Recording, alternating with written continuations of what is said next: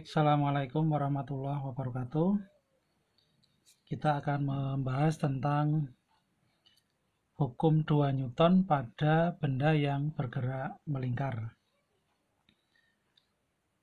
Hukum 2 Newton pada benda yang bergerak melingkar itu dinyatakan dengan persamaan, yaitu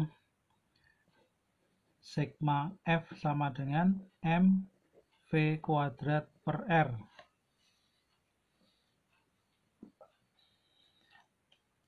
Ini F di sini adalah gaya yang disebut dengan gaya sentripetal. Gaya sentripetal itu adalah gaya yang arahnya menuju ke pusat lingkaran. Kemudian di sini massa ini adalah massa benda yang berputar. Kemudian V ini adalah kecepatan benda yang arahnya tegak lurus terhadap jari-jari. Kemudian R ini jari-jari. Jadi kalau saya gambar di sini, misalnya ini jari-jarinya, ini lintasannya seperti ini, berupa lingkaran. Anggap aja ini lintasan horizontal ya.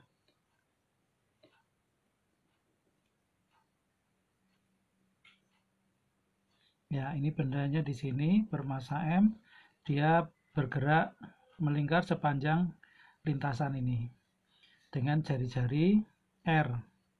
Kemudian V ini adalah kecepatan ini yang arahnya tegak lurus terhadap jari-jari ya. Nah, gaya sentripetal itu gaya yang arahnya menuju ke pusat lingkaran. Kalau ini pusatnya, maka gaya sentripetal itu arahnya ke sini. Biasanya diberi simbol FSP ya, gaya sentripetal. Jadi di sini juga kita bisa tambah SSP.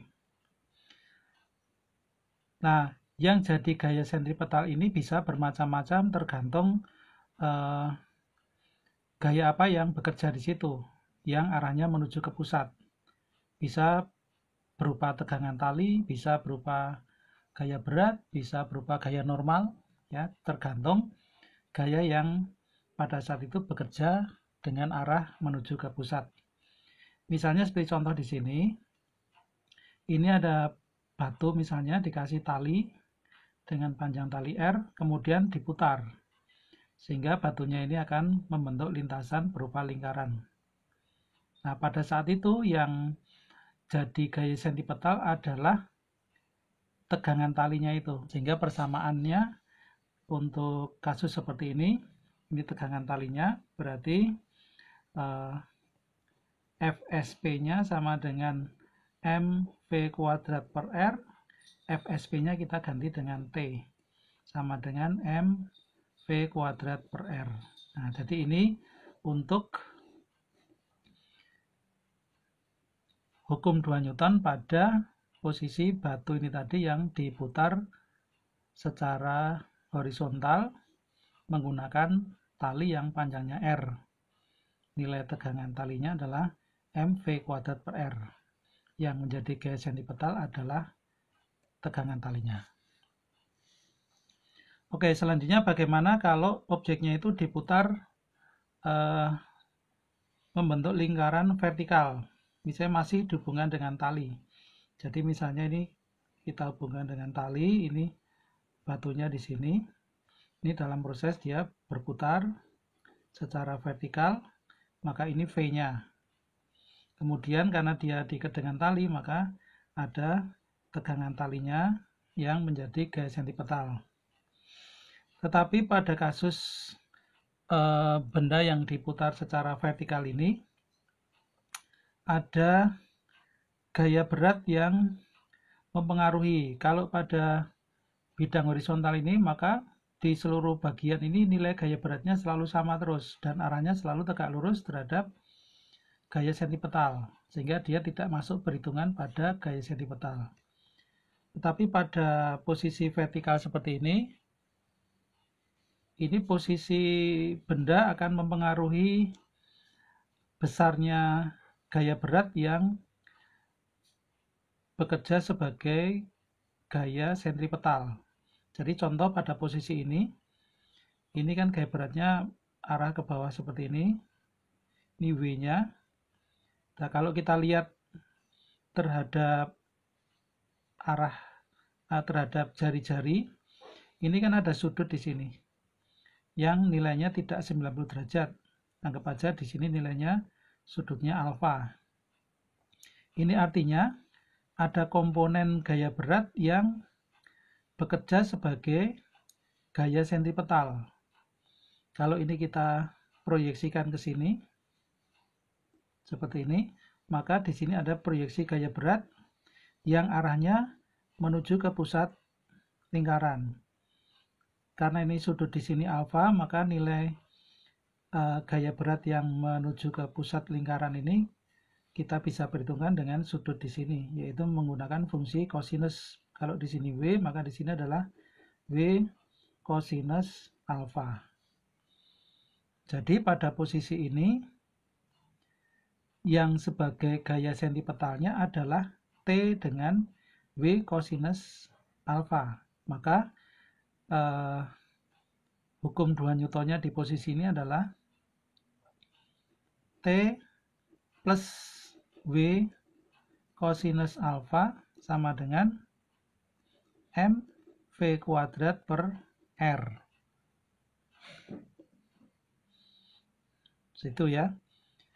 Nah, ini posisi nilai W ini karena di sini ada cos dan tergantung sudut, berarti ketika dia berputar, maka sudutnya akan berubah-ubah sehingga nilai W kosinus alfanya juga akan berubah-ubah. Kita ambil posisi yang ekstrim, misalnya pada waktu di puncak. Pada waktu bendanya mencapai puncak. Pada waktu bendanya mencapai puncak, maka gaya beratnya akan sejajar dengan tegangan tali. Misalnya ini posisi A gitu ya. Yang ini posisi sembarang. Pada waktu di posisi A, di sini tegangan talinya kita sebut aja TA. Maka hukum 2 Newtonnya pada posisi A di titik puncak ya, itu TA plus W sama dengan mv kuadrat per R. Ini pada posisi puncak.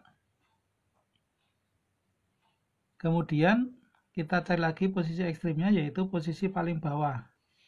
Di posisi paling bawah ini tegangan talinya masih menuju ke pusat. Kita sebut aja ini titik B ya. Berarti ini TB. Tapi gaya beratnya arahnya tetap ke bawah. Ini W-nya. Berarti di sini antara tegangan tali dan gaya beratnya ini saling berlawanan. Maka kalau pada posisi B ya, pada posisi B itu TB-nya dikurangi W sama dengan mv kuadrat per R. Kalau kita mau tahu berapa perbedaan tegangan tali pada waktu di posisi A dan di posisi B, kita ubah aja persamaan ini menjadi TA sama dengan mv kuadrat per R minus W.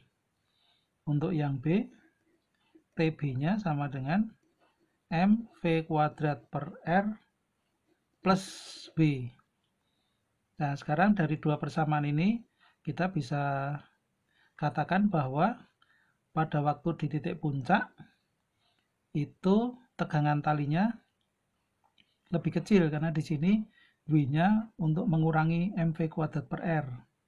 Sedangkan di posisi paling bawah, di sini itu TB-nya menjadi besar karena di sini W-nya dijumlahkan dengan mv kuadrat per R.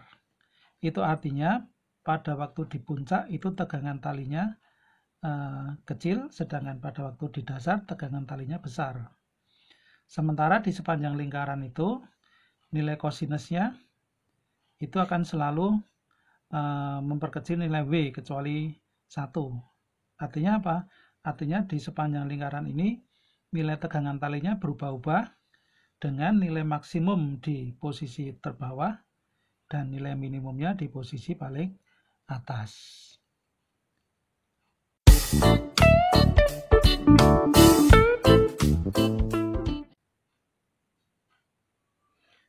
Selanjutnya, gerak melingkar pada benda yang diikatkan di ujung tali, tapi talinya digantung vertikal seperti ini, kemudian diputar, sehingga dia juga membentuk lintasan yang berupa lingkaran seperti ini. Nah, ini gaya sentripetalnya ada di mana ini? Oke, ketika dia ini berputar, dia membentuk sudut. Di sini sudutnya kita sebut aja alfa ya, sudut antara tali dengan garis vertikalnya. Maka di sini tegangan tali yang dirasakan oleh benda bermassa M ini arahnya posisi seperti ini, menuju ke atas ya. Nah, dia bisa berputar karena di sini ada sebagian dari tegangan tali ini, karena dia miring, maka ada sebagian dari tegangan tali yang bisa mengarah ke pusat lingkaran. Jadi kalau ini saya beri garis bantu begini, ini saya tarik garis ke sini, maka ini ada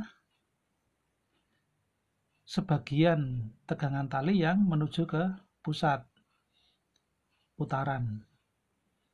Nah, ini yang menjadi gaya sentripetal dari benda yang berputar seperti ini. Tinggal kita hitung aja, karena ini sudutnya alfa, maka mesti sama dengan ini alfa, sehingga di sini nilainya adalah, kalau ini T, berarti di sini adalah T sinus alfa.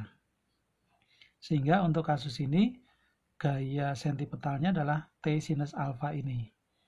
Maka hukum 2 Newtonnya T sinus alfa sama dengan mv kuadrat per R. Oke, jadi ini hukum 2 Newton pada kasus seperti ini, yaitu batu yang dikasih tali secara vertikal kemudian dia diputar. Maka gaya sentripetalnya adalah T sinus alfa. Jadi dengan melihat beberapa kasus ini bisa kita tunjukkan bahwa gaya sentripetal itu tergantung dari gaya-gaya yang bekerja pada saat benda itu berputar. Prinsipnya adalah bahwa gaya sentripetalnya selalu menuju ke pusat lingkaran. Berikutnya saya ambil contoh lagi. Ada kasus sebuah mobil ini sedang melewati jalan yang melengkung, ya seperti ini. Karena dia jalan itu melengkung, maka lengkungan itu merupakan salah satu bagian dari lingkaran, sehingga ini juga disebut dengan sedang melakukan gerak melingkar. Tapi pusatnya adalah di pusat lengkungan ini. Kalau ini kita teruskan begitu, mungkin pusatnya ada di sini misalnya, ya. Nah, ini jadi jari-jarinya. Nah, gaya yang bekerja pada mobil ini itu dari berat mobilnya sendiri itu W. Kemudian di sini karena mobilnya itu menyentuh tanah, maka di tanah itu juga akan memberi perlawanan, yaitu gaya normal. Sehingga di sini nilainya atau hukum 2 Newtonnya adalah sigma F sama dengan mv kuadrat per R. Di sini sigma F-nya adalah W min N sama dengan mv kuadrat per R.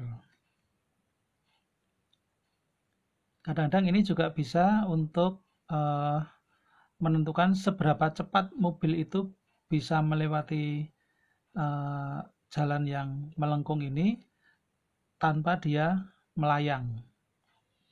Nah, ketika dia itu bergerak cepat dan tidak melayang, itu syaratnya adalah ketika tidak melayang itu atau tepat akan melayang adalah normalnya atau gaya normalnya ini harus mendekati 0 ya. Jadi kita akan cari V maksimum dari mobil ini berapa gitu ya, ketika melewati jalan yang melengkung seperti ini. Ya, kecepatannya berapa supaya dia masih tetap menempel pada tanah, tidak sampai terbang. Syaratnya adalah N-nya itu mendekati 0. Ketika N mendekati 0, maka dalam perhitungan dianggap N-nya sama dengan 0. Sehingga persamaan di sini menjadi W dikurangi 0 sama dengan MV kuadrat per R. Berarti di sini W-nya sama dengan MV kuadrat per R, maka V-nya atau V kuadratnya adalah W kali R dibagi dengan M. Karena W itu ada unsur massa dan gravitasi, maka V-nya ini ada M kali G kali R dibagi M, sehingga ini M-nya dicoret. Maka V-nya adalah akar G kali R. Nah, apa yang bisa diramalkan dari persamaan ini, yaitu bahwa kecepatannya ini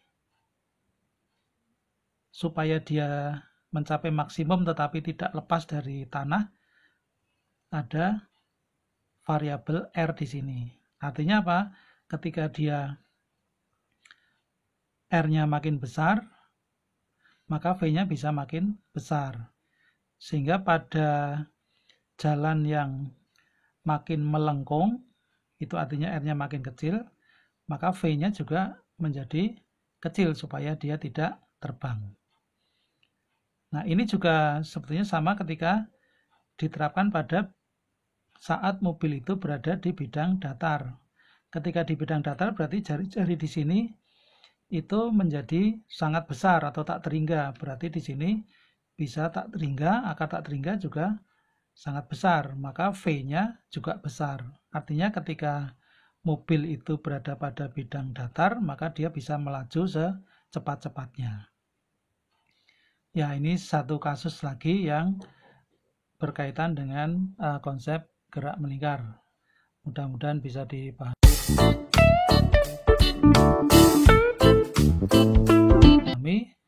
Terima kasih. Assalamualaikum warahmatullahi wabarakatuh.